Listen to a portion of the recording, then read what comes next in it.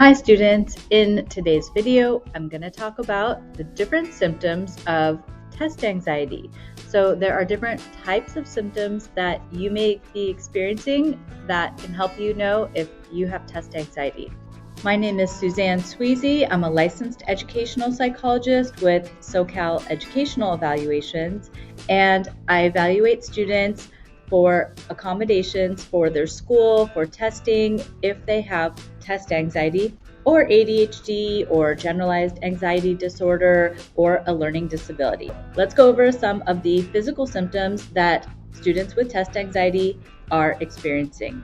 The first is racing heart rate, shaky hands. You may have physical sweating and nausea, upset stomach every time that you are either studying for a test, thinking about a test, or taking a test. So it's not just in the moment taking the test. Test anxiety can also be when you're thinking about a test, when you have a big exam coming up. Maybe it's finals, the SAT, ACT.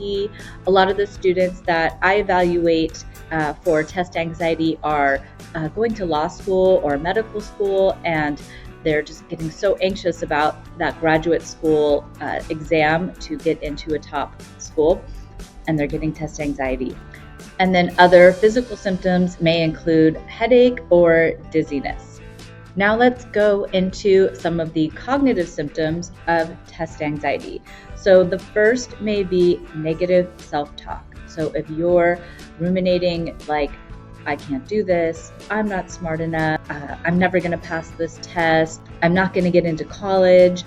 And with negative self-talk, you're going to have racing or jumbled thoughts when you're taking your exam, forgetting information that you know you studied for, that you learned, overthinking every question, going on to the next question, and then still thinking about the previous question, really perseverating on, oh, was it A or C? I just don't know. I probably got it wrong. And then you're trying to get on to the next question, and you're running out of time, especially if it's a timed test. So that's where test anxiety can really create some problems. Whereas if you get like a take-home test or an online test that you have a few hours to complete, you might not get such a sense of test anxiety.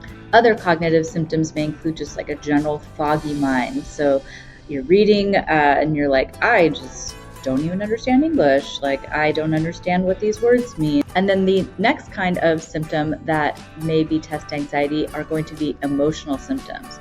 So those are going to include just general fear of failure, feeling helpless, overwhelmed, feelings of hopelessness, dread. Panic is definitely an emotional symptom related to test anxiety, just becoming so panicked in the moment that you can't think straight. And a lot of those emotional symptoms are then going to create those physical symptoms. So if you're feeling panicked, you might start getting a racing heart, you might start sweating, you might start feeling claustrophobic in that testing room, all of those things that are emotional symptoms, and then they're going to feed into some of those behavioral and cognitive symptoms as well.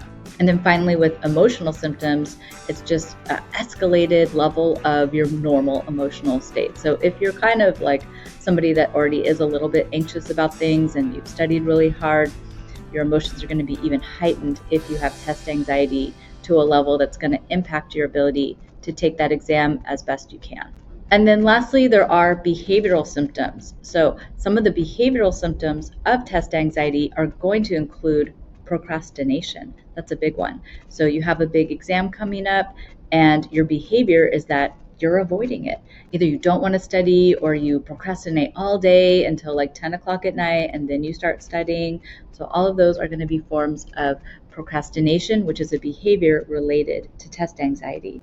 Also, overstudying can be a behavior. So you're just obsessed and, spending 10 hours a day studying for this exam. Studying is good. Studying is what you want to do, but overstudying may be a symptom of test anxiety. And then with overstudying, withdrawing from others, just like socially isolating yourself from others while you're preparing for that big exam, may be a symptom of test anxiety. And then finally, another behavior may be complete avoidance of the test.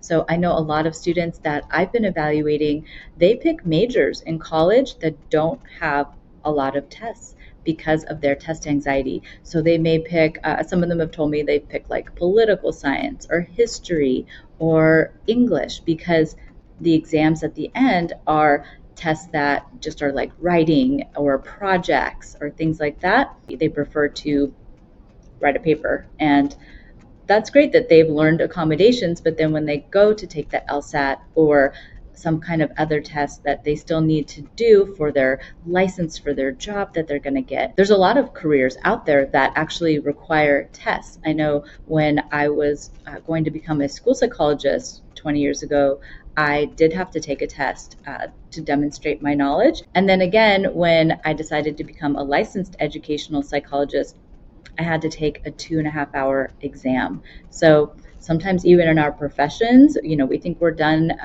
when we're done with school, that we're not going to have to take tests again. And then surprise, surprise, a lot of careers require timed testing exams. So if you're somebody with test anxiety and you'd like to target those symptoms and reduce it so that way it doesn't impact your ability to get into a school, further your career, I do have the Test Anxiety Tactics Workbook, which is available on Amazon, and coming soon in August 2025, I have a full course that goes along with the workbook that I've created to help students with test anxiety of pretty much any age. I would say it probably starts maybe age like 12 or 13, middle school could start using this program, and then all the way through adults, because even for the LSAT, I've been testing students, and there was one student that was 48 years old and wanted to go back to law school. So it's never too late, but if you have test anxiety, it's good to target those symptoms.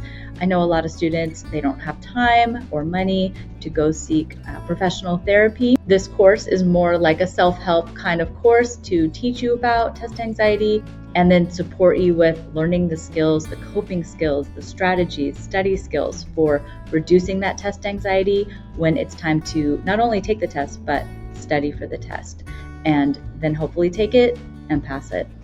Okay, again, my name is Suzanne Sweezy. I'm a licensed educational psychologist from SoCal Educational Evaluations. And if you think that some of those symptoms sound like you, I encourage you to seek some kind of support, whatever it may be, so that you can accomplish your goals and dreams. Okay, take care. Thanks for watching. This video is for informational and educational purposes only and is not a substitute for professional mental health or medical advice. Use of this video does not establish a therapeutic relationship. Please seek support from a licensed provider if you are experiencing significant emotional or psychological distress.